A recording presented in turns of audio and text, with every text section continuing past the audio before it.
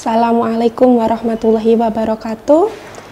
Apa kabar teman-teman? Perkenalkan, nama saya Rahmawati Khairiyah, dosen FEBI UIN Raden Mas Said Surakarta. Di sini saya akan mengajak teman-teman untuk berdiskusi mengenai manajemen sumber daya manusia. Apa sih itu manajemen? Manajemen merupakan suatu alat untuk mencapai tujuan perusahaan atau organisasi, yaitu mensejahterakan stakeholder-nya. Nah, ada siapa saja stakeholder dalam perusahaan atau organisasi? Yang pertama ada pemegang saham atau jajaran direksi. Yang kedua ada manajer dan karyawan. Yang ketiga ada pemerintah. Dan yang keempat ada masyarakat di sekitar. Kemudian apa saja sih tujuannya dari stakeholder itu yang diharapkan dari perusahaan? Yang pertama adalah pemegang saham atau direksi. Mereka menginginkan keuntungan atau laba yang maksimal karena mereka sudah menanamkan modalnya di perusahaan. Jadi mereka ingin untuk mendapatkan laba sebagai imbal jasanya. Kemudian ada manajer dan karyawan. Mereka menginginkan apa sih dari perusahaan? Manajer dan karyawan ini jelas menginginkan imbal jasa dari apa yang telah mereka berikan untuk perusahaan. Apa yang telah mereka kerjakan sehingga bisa memproduksi jasa maupun produk dan dapat didistribusikan kepada masyarakat. Kemudian yang ketiga ada pemerintah. Pemerintah di sini juga mendapat keuntungan dari perusahaan, salah satunya yaitu mendapatkan dana dari pajak perusahaan. Semakin tinggi nilai jual perusahaan atau keuntungan yang didapat oleh perusahaan, maka semakin tinggi pula pajak yang akan diterima oleh pemerintah. Kemudian pemerintah juga akan terbantu oleh adanya pengurangan pengangguran karena kalau ada perusahaan yang berdiri di dalam negeri ini akan membantu penyerapan tenaga kerja di masyarakat sekitar. Kemudian yang keempat adalah masyarakat. Di sini masyarakat mendapatkan keuntungan melalui CSR atau Corporate Responsibility Social. Di sini masyarakat biasanya mendapat CSR baik melalui di bidang pendidikan ada, sosial ada, kesehatan juga ada. Banyak sekali beasiswa-beasiswa yang diberikan oleh perusahaan-perusahaan kepada mahasiswa, misalnya di UIN Raden Mas Said sendiri kan juga banyak. Kemudian dengan manajemen, daya hasil guna unsur-unsur manajemen dapat ditingkatkan dengan cara memaksimalkan unsur-unsur dalam organisasi. Kemudian apa saja sih unsur-unsur manajemen itu? Ada 6 unsur manajemen. Yang pertama adalah atau manusia. Manusia sendiri di sini bergerak untuk memaksimalkan proses atau aktivitas yang terjadi atau yang harus dilakukan di dalam perusahaan. Karena manusia ini sangat kompleks, makanya harus adanya suatu manajemen yang mengelola tentang sumber daya manusia yang ada di perusahaan, baik untuk memenuhi keinginannya maupun kebutuhan dari sumber daya manusia. Yang kedua ada money. Money yaitu uang yang diperlukan untuk menggerakkan aktivitas-aktivitas yang ada di perusahaan. Tanpa adanya uang, maka tidak dapat dijalankan aktivitas apapun untuk menggerakkan produksi maupun jasa yang ada di perusahaan. Yang ketiga yaitu metode atau metodologi, yaitu metodologi apa saja yang digunakan untuk dapat mengoptimalisasi keuntungan dan mencapai tujuan perusahaan. Yang keempat ada mesin, yaitu alat-alat sarana dan prasarana yang dibutuhkan perusahaan untuk memproduksi produk maupun jasa yang nantinya akan didistribusikan. Yang keempat ada material, yaitu bahan-bahan. Bahan-bahan apa saja yang diperlukan dalam proses produksi maupun membuat jasa. Di sini ada bahan mentah, ada setengah matang, dan bahan jadi. Kemudian ada market, yaitu pasar. Pasar ini adalah tujuan atau sasaran perusahaan yang dimana nanti produk atau jasa yang dihasilkan oleh perusahaan akan didistribusikan. Selanjutnya, sumber daya manusia itu adalah kemampuan terpadu dari daya pikir dan daya fisik yang dimiliki oleh individu. Perilaku dan sifat manusia ditentukan oleh lingkungan, sedang prestasi kerja dimotivasi oleh keinginan untuk memenuhi kepuasan. Jadi, kalau kita diposisikan sebagai karyawan, pasti mempunyai keinginan untuk dapat menyelesaikan pekerjaannya dengan baik. Di situ akan muncul kepuasan kerja seorang karyawan. Contohnya lagi, jika teman-teman sebagai seorang mahasiswa, pastinya juga akan memberikan effort atau usaha yang lebih untuk bisa memenuhi tugas-tugas dari dosen ataupun untuk memahami materi-materi perkuliahan. Nah, di situ kalau teman-teman dapat memahami materi dengan baik dan juga mendapatkan nilai yang memuaskan, nilai yang tinggi, nilai yang baik, maka akan memberi kepuasan tersendiri bagi teman-teman. Nah, contohnya seperti itu ya. Kemudian konsep manajemen, jadi manajemen ini berhubungan dengan beberapa variabel. Sumber daya manusia itu berhubungan dengan prestasi kerja, perilaku dan sifat dari manusianya sendiri, daya fisik dari manusia, daya pikir, dan keinginan. Yang pertama yaitu keinginan. Keinginan manusia untuk tetap bertumbuh, untuk tetap memberikan yang terbaik bagi perusahaannya. Juga keinginan manusia untuk mendapatkan atau dapat memenuhi kebutuhannya, yaitu dimulai dari bekerja, akhirnya dia mendapatkan imbal balas berupa gaji dari perusahaan. Yang kedua yaitu daya pikir. Manusia diciptakan oleh Allah sudah dilengkapi dengan daya pikir yang bagus, jadi harus dapat memaksimalkan daya pikir untuk diberikan pada perusahaan yang menaungi mereka. Yang ketiga yaitu daya fisik. Daya fisik sangat dibutuhkan untuk manusia sebagai penunjang mereka dalam bekerja nantinya. Jadi kalau fisik kita sehat, bekerja pun akan lebih semangat. Jadi kita sebagai manusia atau karyawan juga diharuskan menjaga kesehatan fisik, tubuh, dan mental. Yang selanjutnya adalah perilaku dan sifat. Perilaku dan sifat dari manusia sejatinya memang berbeda-beda. Ada yang malas, ada yang rajin, ada yang pintar, ada yang kurang pintar, dan itu sudah normal adanya karena kita diciptakan memang berbeda-beda.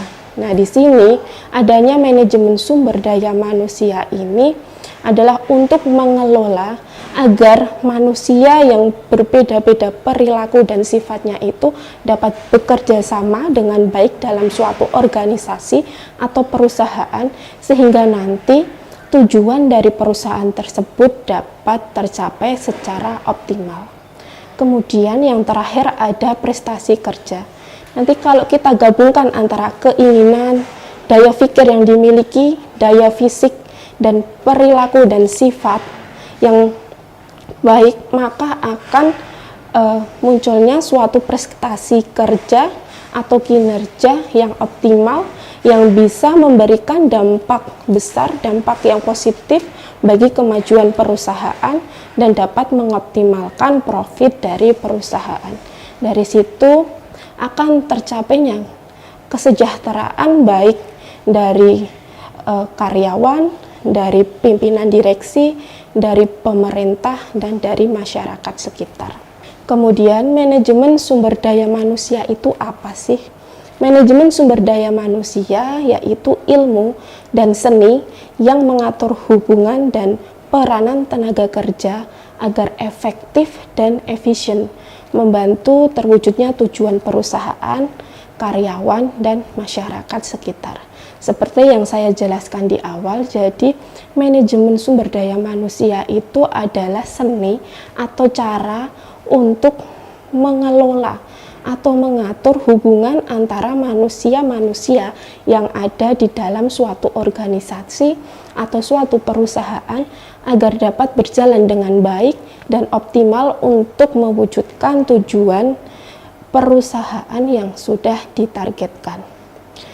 Kemudian proses pengelolaan manusia ini biasanya melalui perencanaan atau pengelolaan, ada rekrutmen, ada seleksi, kemudian setelah seleksi ada pelatihan dan pengembangan, ada pemberian kompensasi, karir, keselamatan dan kesehatan, serta menjaga hubungan industrial sampai pemutusan kerja guna mencapai tujuan perusahaan dan peningkatan kesejahteraan para stakeholder-nya. Kemudian, tujuan dari manajemen sumber daya manusia ada beberapa yang sudah saya rangkumkan. Di antaranya adalah memberi pertimbangan manajemen dalam membuat kebijakan sumber daya manusia untuk memastikan bahwa organisasi memiliki pekerja yang bermotivasi dan berkinerja tinggi, memiliki pekerja yang selalu siap mengatasi perubahan dan memenuhi kewajiban pekerjaan secara legal atau sah secara hukum. Kemudian ada mengimplementasikan dan menjaga semua kebijakan dan prosedur SDM yang memungkinkan organisasi mampu untuk mencapai tujuan-tujuannya.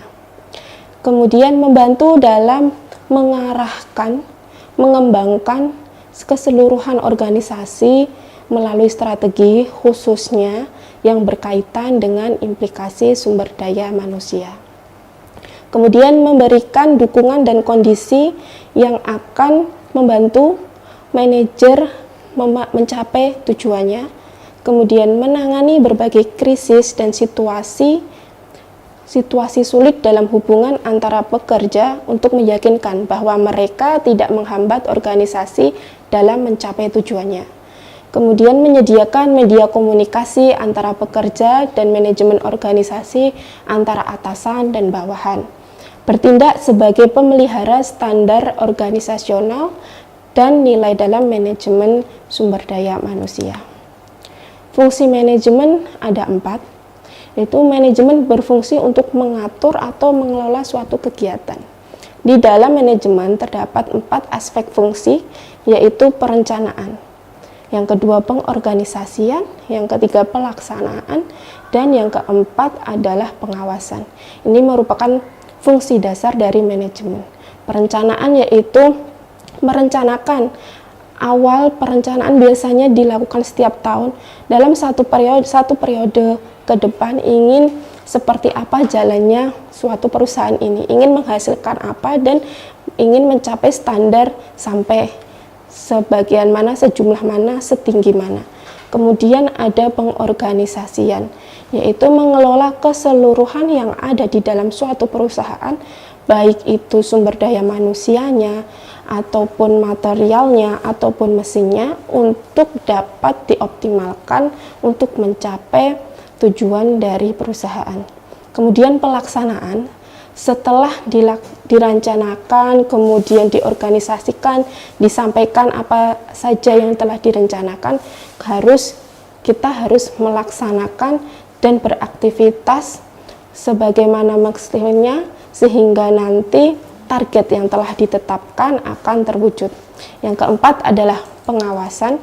Jadi di sini sistem direksi atau sistem manajer harus melakukan pengawasan terhadap jalannya aktivitas kerja dari karyawan atau bawahannya agar nantinya tidak menyimpang dari tujuan awal. Kemudian fungsi manajemen sumber daya manusia.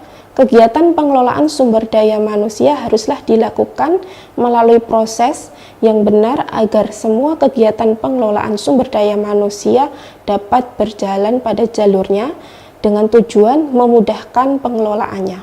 Dalam praktiknya, fungsi-fungsi manajemen terdiri dari 11, nanti kita singgung sedikit-sedikit saja karena di pertemuan selanjutnya kita akan membahas secara mendalam. Ada analisis jabatan, jadi sebelum dilakukan pekerjaan atau perekrutan akan dilaksanakan analisis jabatan. Jabatan apa saja yang diperlukan dalam suatu perusahaan sehingga nantinya aktivitas perusahaan itu dapat berjalan dengan baik. Kemudian perencanaan SDM, kemudian ada rekrutmen tenaga kerja. Yang keempat ada seleksi. Setelah diadakan rekrutmen tenaga kerja, maka akan diadakan seleksi atau beberapa tes menuju pemilihan karyawan yang dibutuhkan sesuai kualifikasi oleh perusahaan. Kemudian ada pelatihan dan pengembangan. Setelah karyawan itu diseleksi dan kemudian diterima di dalam suatu organisasi atau perusahaan, maka biasanya akan diadakan pelatihan untuk karyawan baru sehingga mereka dapat beradaptasi dengan perusahaan dan dapat melaksanakan job description-nya atau tugas-tugasnya dengan baik dan sesuai. Kemudian ada pengembangan. Nah, pengembangan ini adalah untuk karyawan yang sudah senior atau sudah berpengalaman untuk mengupgrade ilmu-ilmunya atau keahliannya. Yang keenam ada evaluasi kinerja. Jadi setelah nanti dalam satu periode tahun atau semester biasanya akan dievaluasi kinerjanya. Apakah sudah baik ataukah belum baik dan akan diadakan perbaikan jika memang dirasa kurang atau belum optimal. Yang ketujuh ada kompensasi. Nah, kompensasi ini adalah untuk merangsang atau memotivasi kinerja yang diberikan oleh karyawan. Yang kedelapan ada jenjang karir, ada promosi jabatan. Kemudian yang kesembilan ada keselamatan dan kesehatan kerja. Jadi di sini karyawan harus diperhatikan keselamatan dalam bekerja. Kemudian harus diperhatikan pula kesehatannya agar dapat beraktivitas secara optimal. Yang ke-10 ada hubungan industrial, baik itu hubungan dengan pemerintah ataupun dengan perusahaan-perusahaan yang lain. Bisa juga hubungan dengan serikat pekerja dan karyawan-karyawan yang dinaungi dalam suatu organisasi atau perusahaan. Yang ke-11 atau yang terakhir ada pemutusan hubungan kerja. Nah, sekian dari saya. Untuk selanjutnya kita akan bahas secara mendalam mengenai fungsi-fungsi manajemen yang sudah saya utarakan di atas. Demikian, terima kasih atas perhatiannya. Assalamualaikum warahmatullahi wabarakatuh.